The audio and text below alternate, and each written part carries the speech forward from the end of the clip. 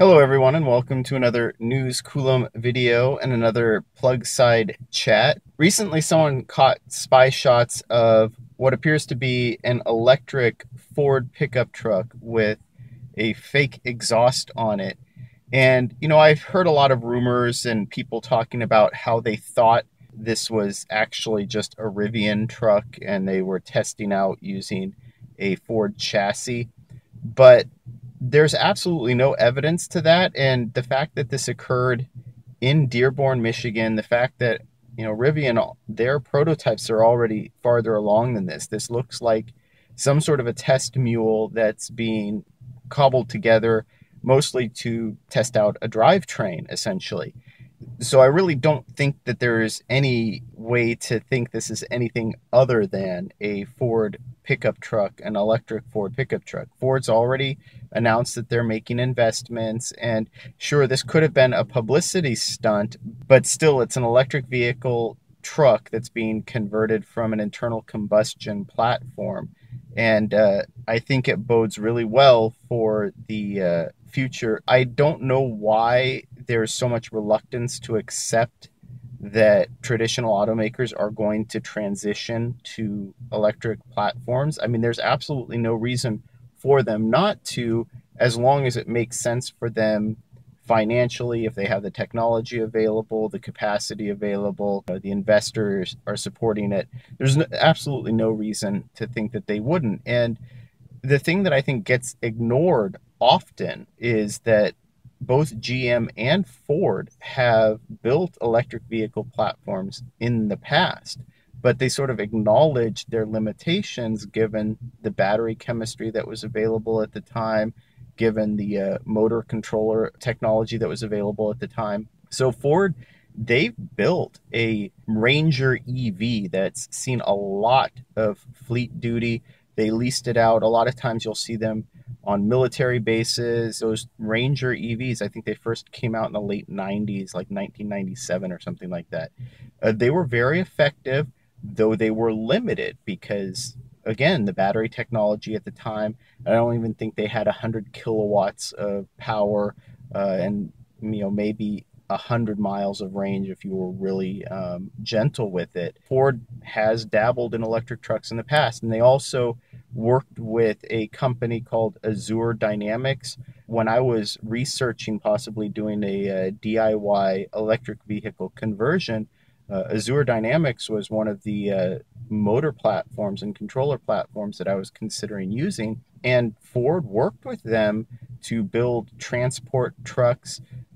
Buddy Boyd, a friend from Canada who's also a Bolt EV owner, he's sort of famous for bolting across Canada, driving his Bolt EV from coast to coast across Canada. He used a lot of those Azure Ford conversion electric trucks in his business. So they've been around and they've been useful. And, this is something that I've been reluctant to do a video on Rivian's R1T because, well, frankly, I don't have a lot positive to say. I mean, don't get me wrong. I love the fact that we're going to have another electrified truck out there. It's just, it's not the EV truck that I think we need. And there are a lot of elements to the Rivian truck that tell me that it's not a work truck. It's not a truck that's going to be sold on a mass scale, right? I hear people all the time saying, oh, well, people will pay, close to $100,000 for a truck anyway, or, there are a lot of people that buy these types of trucks. I think a lot is a relative term, and maybe relative to the number of EVs that are currently being sold, sure. But the thing is that Rivian truck was designed as a weekend toy. It was designed as a rock crawler. It was designed as, a four-wheel drive trail runner. It wasn't designed as a work truck. And so when you look at something like a Ford F-150, where it's a very basic vehicle, it's very cheap to buy, but it's very effective for the purposes of being a work truck, there's a reason Ford sells 70,000 Ford F-150s a month in the United States. It dwarfs any electric vehicle, including the Model 3, which is the most popular electric vehicle to date. So that's the type of EV truck we need. And just to give you a couple of examples of why I'm sort of disappointed with the Rivian truck and why I think just in prototype form alone, Ford has already, I think, done a better job at building the type of EV truck that we need. First thing is, you look at Rivian, where do they put their spare tire?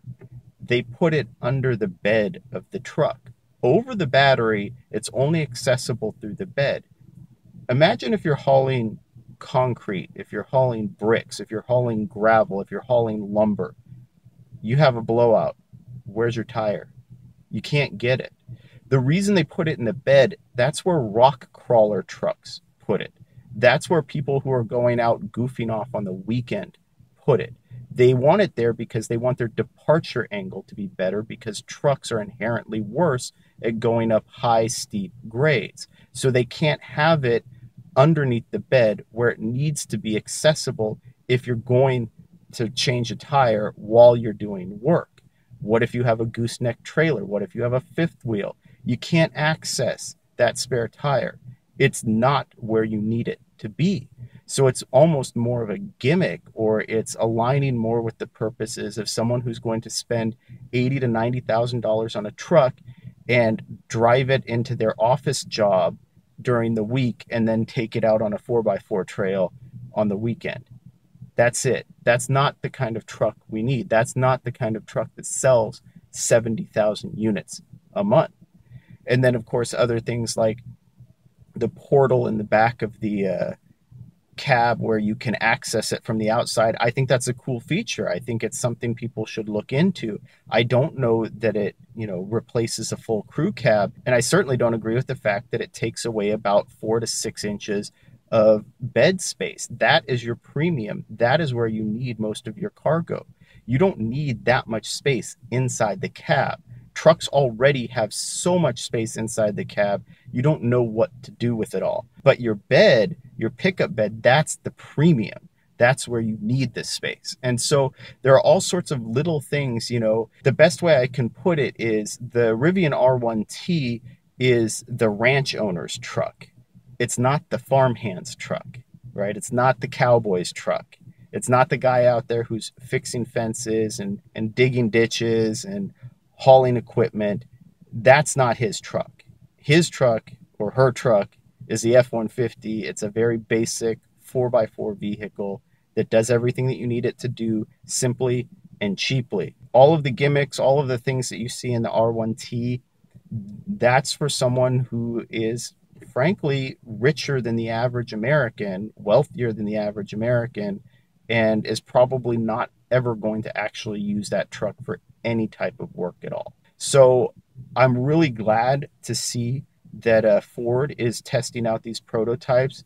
Already I see ways in which that prototype, like I said, is superior to what I'm seeing from Rivian, and I'm really far more interested to see what Ford can do with their trucks. I mean, I have a 15-year-old F-150 4x4. It still runs well. We get offers to buy it regularly because people trust these as work trucks. These are the types of trucks that people want. I'm not just talking about people who live in the city and want to take it on a 4x4 trail on the weekend. I'm talking about people who actually make their living using a truck every day. And of course, I hope this lights a fire under GM, because they have all of the equipment they need. They have all the technology they need. They can start making EV trucks as well, and I really think they need to. EV pickups is not an area where GM can afford to fall behind. I'd love to hear what you think. Did you take a look? I'll put a link to the some of the articles below where they have the spy shots of that Ford EV conversion. What do you think of it? What do you think of my assessment of it as a possibly a more realistic EV truck for the masses? Would you be interested in an EV pickup truck? Do you use trucks regularly for work? Do you need them for the types of things that you do? If you enjoyed this video, please like and subscribe. It really does help out the channel, and thank you for watching.